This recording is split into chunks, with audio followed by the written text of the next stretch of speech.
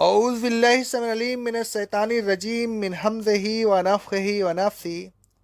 سورہ بقرہ کی آیت نمبر 65 اور 66 میں اللہ رب العالمین فرماتا ہے، اور اے بنی اسرائیل، تم میں سے جن لوگوں نے ہفتہ کے دن حدود شریعہ سے تجاوز کیا تھا انہیں تم اچھی طرح جانتے ہو۔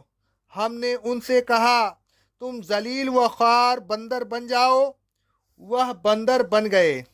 پھر ہم نے اس سزا کو اس وقت کے لوگوں کے لیے اور بعد میں آنے والوں کے لیے باعث عبرت اور متقیوں کے لیے باعث نصیحت بنا دیا۔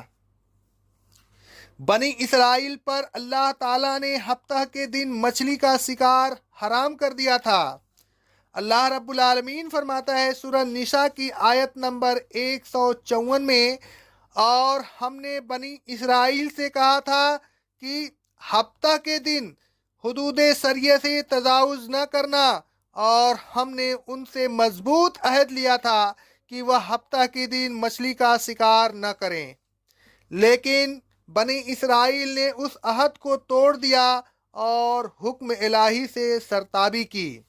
اللہ رب العالمین فرماتا ہے سورہ اعراف کی آیت نمبر 163 میں، اور اے رسول صلی اللہ علیہ وسلم، بنی اسرائیل سے اس بستی کا حال پوچھئے جو سمندر کے کنارے واقع تھی، جبکہ ہفتہ کے دن اس بستی کے رہنے والے مچھلی کے شکار میں حدود شریعہ سے تجاوز کرتے تھے۔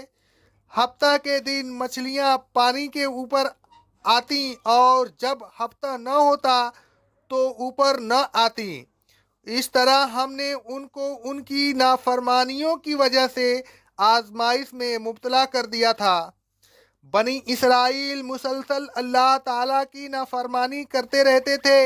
اللہ تعالیٰ ان کی نافرمانیوں کی سزا میں ان کو آزمائش میں مبتلا کرتا رہتا تھا۔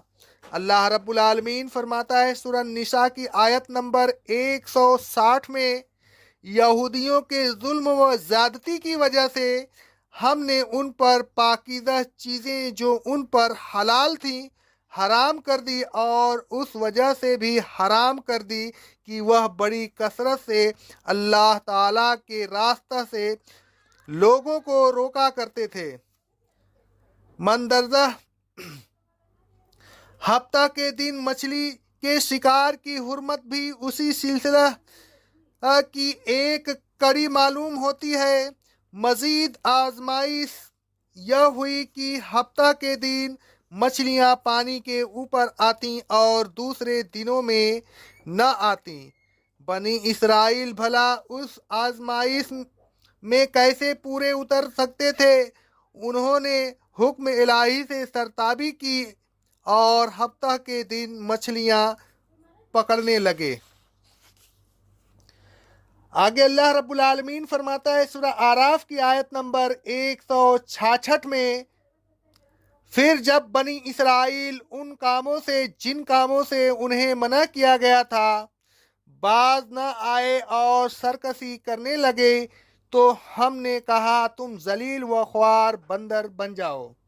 الغرض بنی اسرائیل نے سرکشی کی، اپنے عہد کو توڑ ڈالا اور اللہ تعالیٰ کے حکم کی مسلسل خلاف ورزی کرتے رہے، تو اللہ تعالیٰ نے ان کو بندر بنا دیا اور اپنی رحمت سے دور کر دیا۔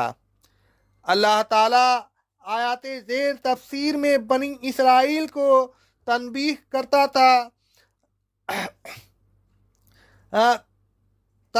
کرتا ہے کہ یہ سزا اس زمانے کے لوگوں کے لیے بھی باعث عبرت تھی اور بعد میں آنے والوں کے لیے بھی باعث عبرت ہے، اور اس میں اللہ سے ڈرنے والوں کے لیے نصیحت ہے۔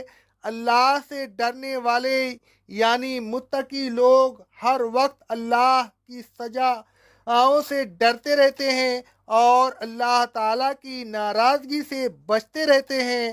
بنی اسرائیل کو بھی چاہیے کہ وہ اس قصہ سے عبرت حاصل کریں، اللہ کے علاوہ اللہ کے عذاب سے ڈر جائیں कहीं ऐसा न हो कि ईमान न लाने की वजह से उनको फिर किसी अजाब इलाही में गिरफ्तार कर दिया जाए। अल्लाह रब्बुल आलमीन फरमाता है सूरह निशा की आयत नंबर 47 में, ऐ अहले किताब, उस किताब पर जो हमने नाजिल की है और जो तुम्हारी किताब की तस्दीक भी करती है, ईमान ले आओ कब्ल उसके कि हम लोगों के मुंह बिगाड़ कर उनको पीठ की तरफ कर दें या उन पर इस तरह लानत करें जिस तरह हफ्ता वालों पर लानत की थी, और अल्लाह का हुक्म तो होकर रहता है।